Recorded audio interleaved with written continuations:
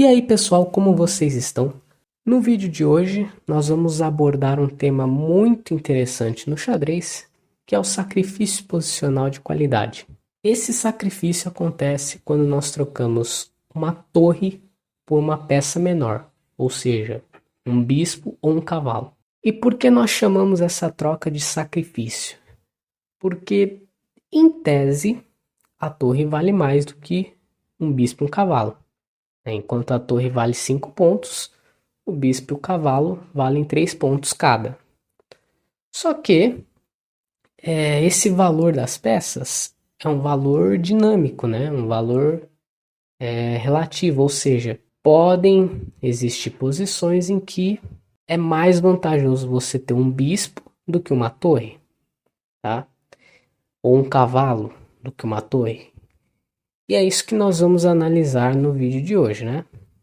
Nós vamos analisar quando que vale a pena você realizar esse tipo de sacrifício. E a partida que nós vamos analisar é uma partida que foi jogada entre dois jogadores da elite do xadrez atual, que é o Anish Giri contra o Levon Aronian. No caso, nós vamos analisar aqui a partida do ponto de vista do Aronian, que estava de pretas. Essa partida foi jogada pelo Tata Steel de 2012, se eu não me engano, pela 10ª rodada.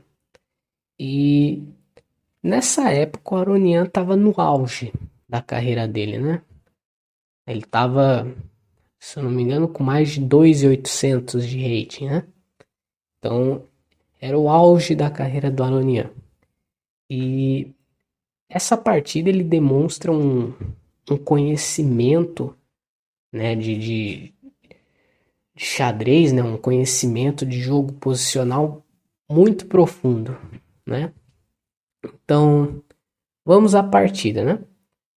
Bem, as brancas começaram com o lance 1, D4, veio D5, C4, E6, gambito da dama recusado, cavalo C3, bispo E7, cavalo F3, cavalo F6, até aqui lances naturais, bispo F4, roque, E3, cavalo de BD7, bispo E2 e agora D por C4. Então as pretas esperaram as brancas desenvolver o bispo para capturar em C4 e assim forçar o branco a perder mais um tempo com o bispo. Curiosamente, aqui o Guiri não retomou o peão. Ele jogou com o roque. Ele preferiu adiantar o desenvolvimento. Então, cavalo B6 jogado pelo Aronian. Peão dado, não se olha os dentes. Veio aqui dama C2 e agora cavalo H5. Então, o Aronian veio atrás do par de bispo das brancas, né? Ele quer quebrar o par de bispo das brancas. O Guiri seguiu com bispo E5, induzindo as pretas a jogarem F6. E aqui o branco tem duas opções, basicamente. O branco pode voltar o bispo para G3, permitindo então cavalo por G3. E aqui as pretas então ficariam com um par de bispos. No entanto, a posição segue igualada, né? Com chances aqui para os dois lados. Só que depois de F6, o Guiri fez aqui cavalo G5. Ameaçou dama por H7 mate. Então, se F por E5, dama H7 é ameaça. Então, depois de cavalo G5, F por G5 praticamente forçado. E agora as brancas recuperam o cavalo em H5. Esse foi um recurso que o Guiri encontrou para manter o par de bispos, né? Seguiu aqui então com bispo D7. E agora bispo F3.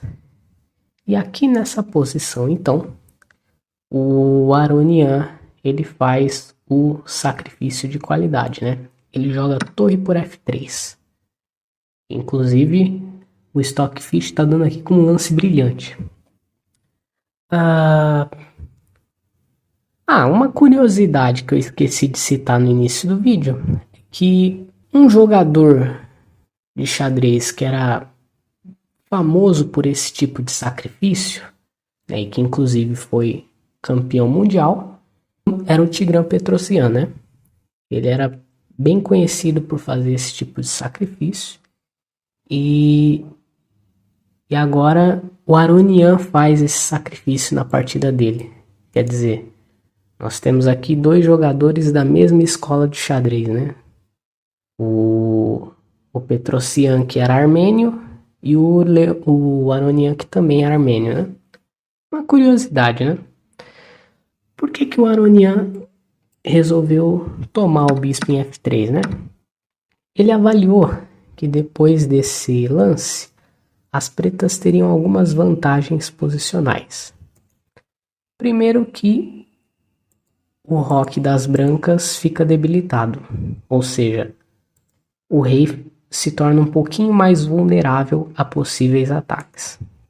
Segundo, embora as brancas tenham aqui as duas torres, não é tão fácil ativar as torres, né? Percebam que essa daqui é uma posição que tem poucas colunas abertas. Então não é tão simples ativar as torres. E, além disso, depois desse sacrifício, a posição das pretas é bem mais fácil de jogar, né? O preto ele pode jogar aqui com o bispo D6, passar a dama para E7, depois passar a torre para F8. Ou seja, o preto tem maneiras de melhorando a posição aos poucos, né? Enquanto que a posição das brancas não é tão simples de se jogar. Vale lembrar que esse tipo de sacrifício, né? Sacrifício de qualidade, é um sacrifício de longo prazo. Ou seja, o preto ele não tem nenhuma vitória imediata aqui, né? Nenhuma combinação que dê checkmate, nada do tipo.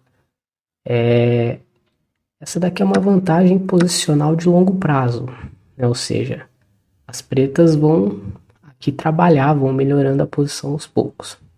Então, depois de torre por F3, veio o bispo D6, a dama E4. Então, o Guiri quer trazer a dama para a ala do rei, né? E agora, bispo C6. Então, o Aronian aqui, ele já melhora a posição dos dois bispos, né? Ele coloca o par de bispos em diagonais mais ativas. A dama está atacada, a dama veio para G4. E agora a dama E7. Então, preparando para trazer a torre para F8. E o preto ele já começa a pressionar a debilidade em F3. Aqui as brancas jogaram bispo por D6 nessa posição, que talvez não tenha sido a melhor escolha do Guiri. As brancas provavelmente deveriam ter mantido aqui o bispo, né? Porque o bispo ele é uma peça que ajuda a defender o rei. E além disso, as brancas podem ter ideias de jogar com E4 nessa posição, para tentar limitar a ação desse bispo em C6. Então, por exemplo, depois de um lance como torre F8, E4, limitando o bispo, e a casa de F4, né? As casas escuras aqui estão controladas pelo bispo. O problema é que depois de bispo por D6, as pretas capturaram, e agora o branco não tem mais E4, né? Porque se fizer E4 agora, depois de torre F8, percebam que existe um buraco aqui na casa de F4. Então, a torre está invadindo essa casa já no próximo lance, né? E essa invasão não seria possível se as brancas ainda tivessem o bispo de casas escuras, né? Então, bispo por D6, peão por, e agora cavalo E4. Então o branco traz o cavalo para o jogo, está pressionando em G5, H6 defendendo, e agora a dama G3. Atacando aqui o peão de D6. As pretas então defenderam com D5. Pode parecer estranho esse lance D5, porque eu estou fechando a diagonal do meu próprio bispo, né? Mas esse lance D5, ele expulsa o cavalo do centro e esse cavalo não tem casas muito boas para ir, né? Por exemplo, se ele vier para C5, percebam que esse cavalo ele fica meio sem volta, né? Ele não tem... Ele fica meio preso. Se vier para D2, então já tem dama B4. Então, esse cavalo já não tem muitas casas boas. O Guiri jogou aqui cavalo C3. E percebam que o cavalo em C3 agora fica extremamente passivo, né? Então, seguiu aqui torre F8. O Aronian segue melhorando a posição. Cavalo E2. Então as brancas tentam melhorar esse cavalo de alguma forma. Talvez preparando aqui com a ruptura F4 em algum momento. Torre F5 foi jogado. E agora rei G2. Esse lance torre F5, ele libera a casa de F8. Então, um plano que as pretas têm nessa posição é remanobrar o cavalo. Cavalo D7, cavalo F8, cavalo F6, cavalo G6 e cavalo H4. E o curioso é que o branco não tem como impedir esse plano das pretas. Aqui seguiu rei G2. As brancas querem jogar com torre H1 e tentar ativar a torre de alguma forma. Só que agora cavalo D7. E esse cavalo está chegando em H4. E as brancas não tem como evitar.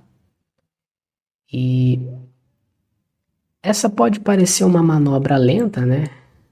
Aqui o preto está perdendo 4 tempos com o cavalo. Mas como é uma posição que está relativamente fechada, então as pretas têm esse tempo para poder manobrar. Então veio torre H1, cavalo F8, H4 e cavalo G6.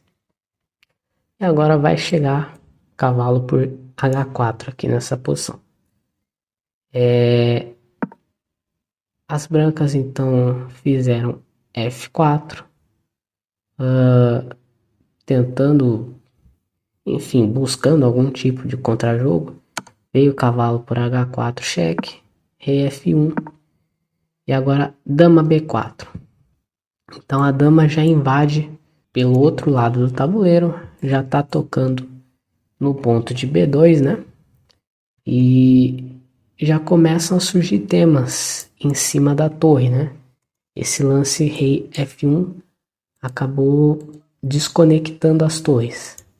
Então, o branco teve que fazer um lance bem triste aqui, que foi torre B1. Lance bem passivo, defendendo. E agora bispo E8. Então, o bispo que não estava fazendo nada aqui em C6, por causa do peão, ele vem para E8. E agora as pretas têm o plano aqui de manobrar o bispo para D3. A casa de D3 é um posto bem bacana para colocar esse bispo. Veio o cavalo C3. A dama volta para E7. A dama já cumpriu seu papel em B4. Então, dama E7. Reforça aqui ponto de G5, né? Veio B4. Então, as brancas estão tentando ativar as torres de alguma forma, né?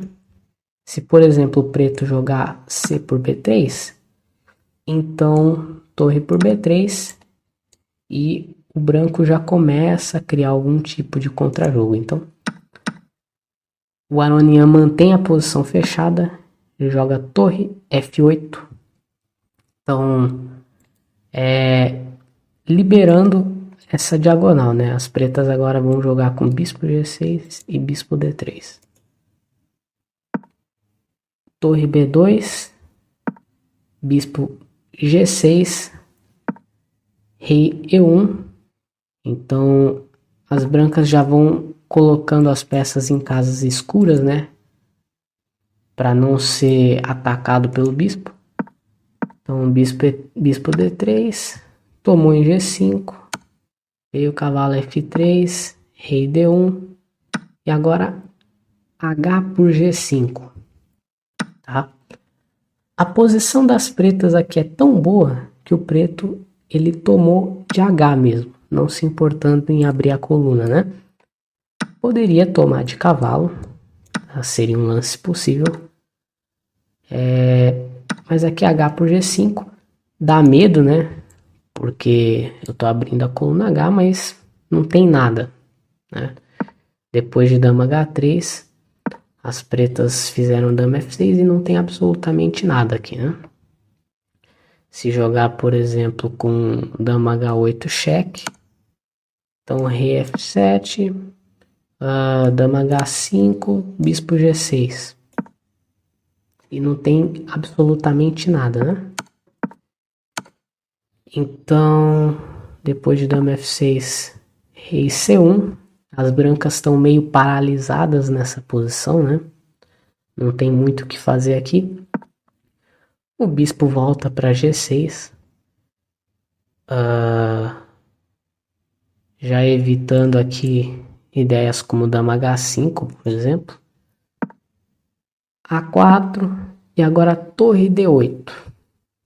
Então, a ideia das pretas é jogar com E5 para tentar abrir a posição. Não dá para jogar E5 direto porque estaria caindo o peão de D5.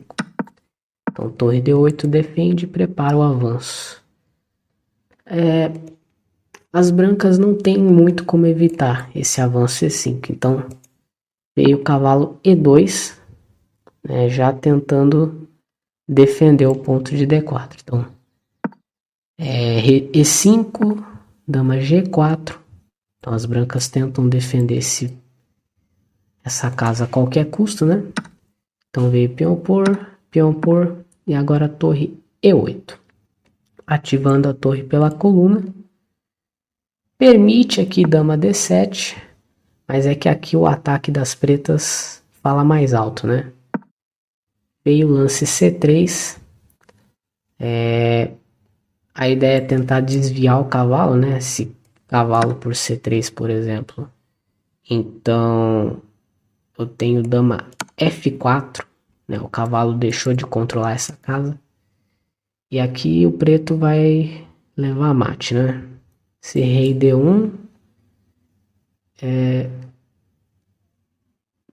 Bom, se cobrir de torre tá levando mate. Se jogar rei D1, dama por D4 cheque. Rei C1, dama por C3, rei D1. E aqui o bonito torre 1. Depois de torre por E1, dama por E1, cheque mate. Né, o bispo controla essa diagonal. A dama está defendida, então um bonito checkmate. Então, onde é que eu estava? Assim, então cavalo por C3 tem dama F4. As brancas fizeram torre A2. E agora, se vocês quiserem dar pause para tentar achar a combinação que o Aronian jogou, é simplesmente genial essa sequência, né? O Aronian aqui jogou com cavalo E1 nessa posição, sacrificando o cavalo, né? E depois de torre por E1, né, o branco não tem coisa melhor para fazer a não ser aceitar o sacrifício. Agora dama F4, sacrificando a dama. E depois de cavalo por F4, ou melhor, as brancas fizeram rei D1 aqui. Se cavalo por F4, então torre por E1, entrega checkmate. Olha a coordenação das peças das pretas, né? O bispo cortando a diagonal, o peão tirando as casas de B2, D2. Então, um bonito checkmate. Então, Depois de dama F4, as brancas fizeram rei D1. E agora o lance de arremate, dama E4. E com esse lance bem sutil, as brancas abandonaram. Ameaçou dama B1, checkmate. E não tem como defender. Simplesmente não tem como defender. Se jogar um lance como torre A1, então dama C2, checkmate. Então, aqui uma belíssima partida do Aronian, né? Com certeza uma das partidas mais bonitas da carreira dele. E tudo começou aqui atrás, né? Começou com esse torre por F3, sacrificando a qualidade. E as pretas foram melhorando aqui a posição aos poucos, né? Foram melhorando as peças. E até que chegou nesse bonito arremate, né? C3, cavalo E1, dama F4, sacrificando a dama e dama por E4. Eu espero que vocês tenham gostado dessa partida. Inscrevam-se no canal e até os próximos vídeos.